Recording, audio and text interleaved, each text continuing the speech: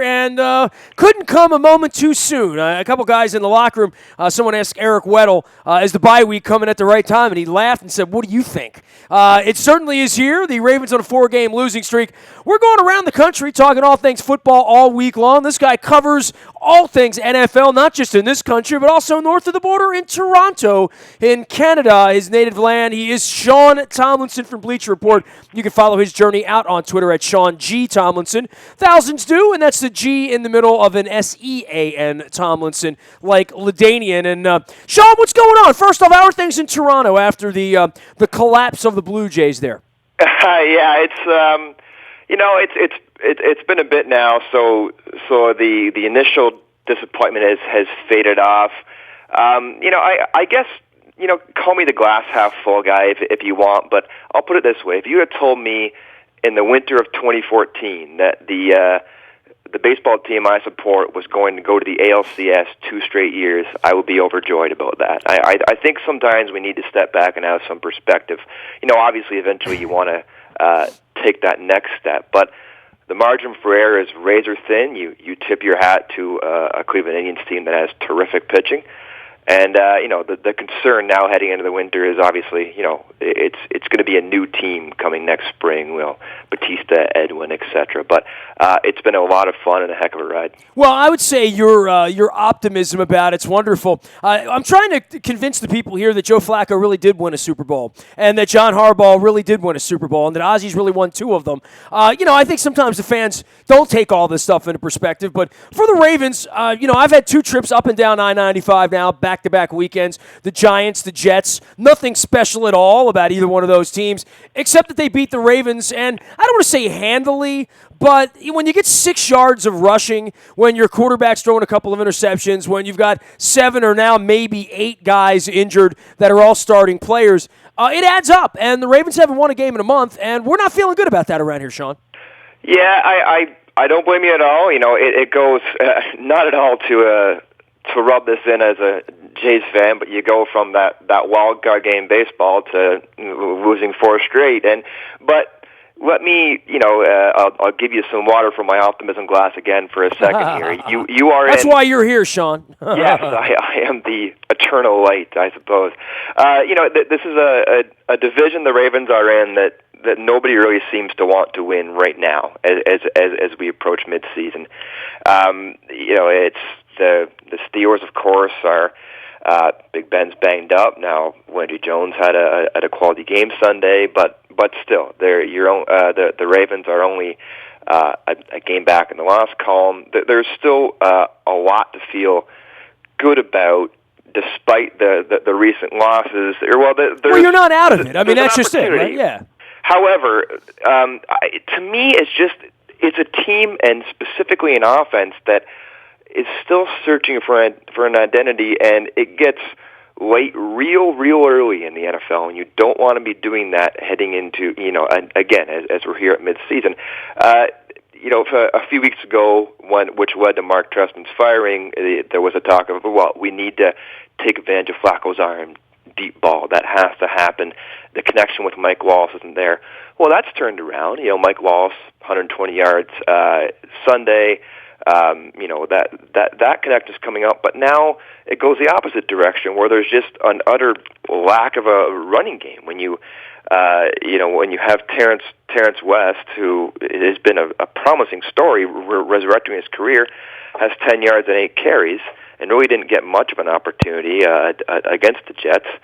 And there was nowhere to run. I mean, we're not fooling ourselves here about what the offensive line is at this point. Yeah, and at some point you do have to give credit to Jets, the second best defense, but still, I think there needs to be more of a concerted effort to establish that, because when you don't establish even the feeblest threat of a rushing attack, then everything else takes a hit. I know Darrelle Revis has taken a step back over the years, but he is still Darrelle Revis on some level, and you need to make a defense respect the entire offense. So it just, to me, it's finding an identity in that offense, and of course the fact the injuries, as you mentioned, haven't helped matters, and the fact that Flacco was out there, but we don't know how serious that injury is with him as well. So well, it looked like he threw the ball pretty well. He, said all the right things after the game, and he's a bad liar, quite frankly, over the years. And the interceptions both were in Perryman's direction.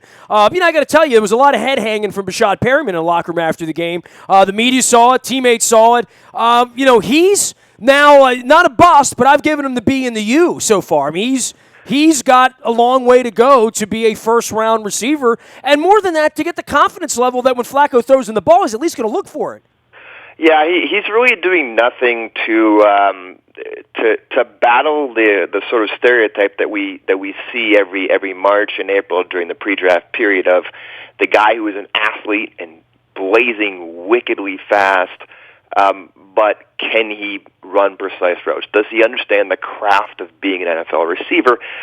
And in fairness to him, I don't know if we've seen enough of Perriman yet to make that judgment, which is the larger point. He hasn't been able to stay healthy yet over a long period of time and develop that connection with Flacco. So it's frustrating there, and the most fundamental thing is hands. We saw that in the Cardinals game as well Sunday night with Michael Floyd dropping a key reception too.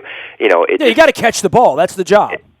You need to be able to come through in critical times, and it can't all be on Flacco. You're right. The interceptions were less than ideal in a word. But when you have a quarterback who's having to throw 44 times on the other end, you need some help at some point. He is Sean Tomlinson. You can follow his journey out at Bleacher Report and BR_NFL, as well as out on Twitter at Sean G. Tomlinson. That's SEAN. He's up in Toronto, Canada, covering all things football, and the Ravens go into a bye week here. And, you mentioned the division, and we'll talk about this all this week and next week and probably for the next month or two. No one's going to win 13 games in the AFC North. This is not a runaway the way it's been for Cincinnati, for Pittsburgh, and all too many rare years for the Ravens. Only 06 did they sort of, have that sort of 13-win year. The Ravens have been very consistent. But this might be a division that 9-7 wins. Yeah, I think so. And, we start out here kind of talking some baseball. I find that when teams within that division play each other, or at least the top three teams, it's a defensive slugfest that you can kind of compare to a pitching duel almost. It's not rocking football, and the sort of football that you either love to watch or you find it boring and flip to one of the other 10 games on during the 1 o'clock slot or something. But yeah, it's almost every year. It's such a tight division. It's led right now by a 4-3 team, and then 2, 3, and 4 teams. To me, we all knew the Browns at the bottom are in a rebuilding year, and the just sheer weight of injuries they've gone through. It's getting comical at this point. But the team that I have a hard time wrapping my head around is the Bengals. Really, terrific win Sunday, of course, but that defense just has struggled more than I thought it would overall this year. And it's always the same guys. I mean, you look at the starting 11. I mean, Marvin's kept that thing together there longer than I can remember any unit staying together in totality. Even the Ravens in their good years. Yeah, it's core guys and core guys you know and trust.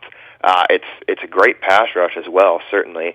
But what I keep going back to with that team is a compliment for AJ Green, and it's so easy to say that's a need, but it's hard to do because obviously a marquee receiver needs and deserves to be paid accordingly.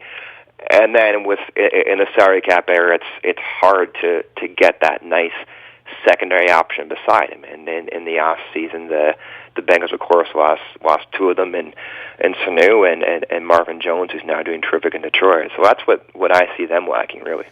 Sean, for the Redskins travel to London to take on the Bengals, we're going to have some action this weekend. We got the early morning game in London, and then in the afternoon. The Carolina Panthers are fascinating, right? Because they're going to play Arizona. Arizona and Seattle felt like they were going to play all night. No one was ever going to score a touchdown in that game, from what I could tell on Sunday night. But the Carolina Panthers, you talk about seasons where you just go, off the reservation. No one was expecting this kind of start from the Carolina Panthers. No, but I do think there's been a miscalculation in that on that team. The idea with that defense has been we need to invest up front with the defensive line, so we make it very difficult, if not impossible, for opposing quarterbacks to even get a decent pass off. And that's why we can afford to lose a Josh Norman and not pay him what he wants, and again, what he deserves. He's one of the top cornerbacks in the league. In theory, that sounds like a fine plan. In practice, it's blown up. We're talking about defense that only a few weeks ago, gave up 300-plus yards to Julio Jones, got ripped apart. He's one of only 6 receivers now in the NFL history to do that. So, to me, it's a team that made an educated gamble in that sense, salary cap wise, and it's really not working out at all. Well, it was his personality as much as it was the salary, I think. I mean, they just didn't want to deal with him anymore, from what I could tell. Yeah, maybe. I guess I always struggle as both an NFL writer and from a fan's perspective too. Do you care about that? Should fans care about that? I guess we're getting into a larger discussion, though. Well, I mean, the fans don't matter. I mean, if you don't want them in your building and you don't want them around and you don't want to negotiate with them and you don't want them to become a distraction, they decided they were a better football team without him than with him. That was their decision to make that. Clearly that, as you said, blew up their face.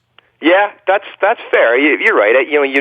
This does come down to a human level at some point. They could have kept him if they wanted to. It wasn't like their hand was forced that they had to throw him out on the street. They just decided to do that other than fighting with him, quite frankly, right?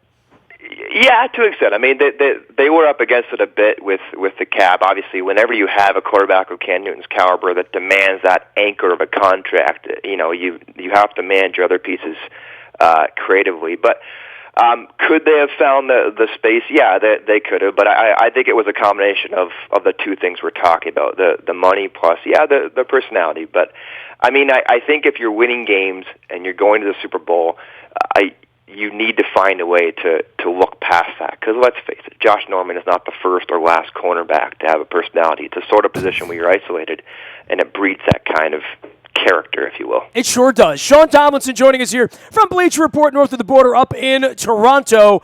The up and down of these teams during the course of the season, other than the New England Patriots, who would you buy stock on at this point, right? Like, literally, you might like the Raiders this week. You might feel good about the Texans once in a while, or even the Cowboys with Dak Prescott, or the Seahawks, or the Vikings who took it on the chin on Sunday in Philadelphia. I mean, even Philadelphia's looked good at various points this year. But I don't know that you buy stock, really, on any of these teams other than the Patriots, right? Like, really being there in January, guaranteeing that team will play in January. I'm not convinced that the Vikings are absolutely going to be playing in January, despite their 5-0 start. Yeah, this year seems a little more muddled than usual at the end of October. Usually at the same time that you're carving the pumpkins, you get some idea of clarity around the NFL, and at least a hint of it. And it's difficult. I mean, for example, when we look down, say the NFC standings right now, you've got a 4-3 team in the Falcons that would be a playoff team, a 4-2 team in the Eagles. I would say if I had to pick one team not named the Patriots that I do have a lot of faith in, it would be the Cowboys. Just purely they have the best offensive line in football for my money, and now Ezekiel Elliott is doing his best 2014 DeMarco Murray imitation, just with the way he runs physically, that one-cut power, just able to not just hit those gaping holes, but do it with a lot of authority. I think that's been a perfect fit.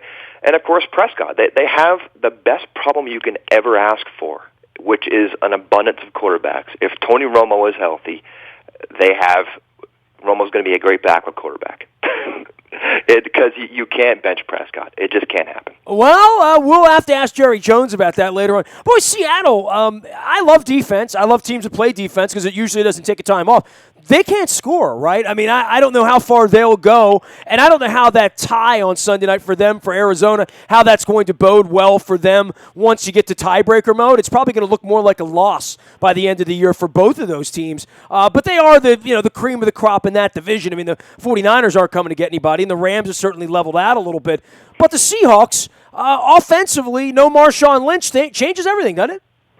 Yeah, when you mentioned that division, Sunday, there was actually not a single win in that division when you even though all four teams played. You usually get something like that when a couple teams have a bye, obviously. But as an NFL writer, whenever there's a tie at any point, it just gives me nightmares because I know that come late December when we're figuring out playoff scenarios, I get a lot of migraines. But the problem we're seeing with the Seahawks is a very familiar and annual problem, a just utter lack of blocking for Russell Wilson. And as great of an athlete as he is, and as much as he's able to avoid pressure and be very creative, there's still only so much you can ask him to do in that sense. At some point, he needs to have at least semi-consistent time to be able to look downfield and have that connection with Jimmy Graham. And we saw that in flashes Sunday night, but not enough. And just every year he seems to get pummeled. He's among the league leaders consistently in sacks taken. So, and he's suffered through some injuries too. At some point, that catches up to you as well. There's just only so much punishment the human quarterback body is meant to take. Yeah, 5 quarters of football and 6 points. That's not a good look for either one of these teams, I think. No, and it depends on, it was really a marathon act as a viewer to get through that game. I thought it was going to go to penalty kicks. I really did. Yeah, it was one thing. Again, the comparison to a pitcher's doing baseball, great defenses, you're fine, but maybe that gets you to a certain point. But then when you go into overtime and the missed kicks, it just, when Bruce Arians and the Cardinals were down by the goal line and he kept running like actual plays, I'm like, what is going on here? Why? And then a few plays later, I get it. I understood. He didn't trust his kicker to make, the chippiest of chip shots. It was closer than even the extra point is now. So yeah, life sucks when you don't trust your kicker. I mean, we don't have that problem here right now, but it sucks to have that problem.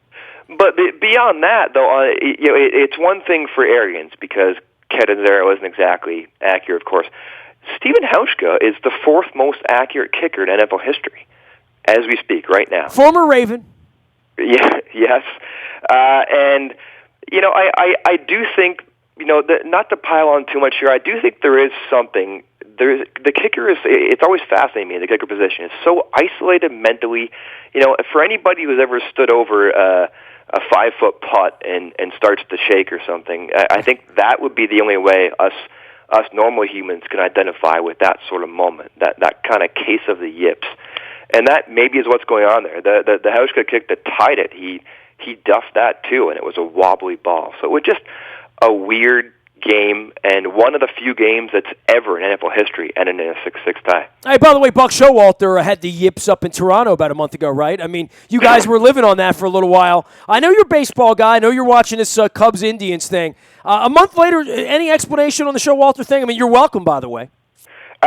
Yeah, I'm at a loss there. Like, listen, I'm a firm believer that a baseball manager, of all the coaches in the sort of major North American sports we watch and love, a baseball manager has often the least amount of influence because at some point he can make great decisions, and it's up to batters to get hits and pitchers to throw strikes.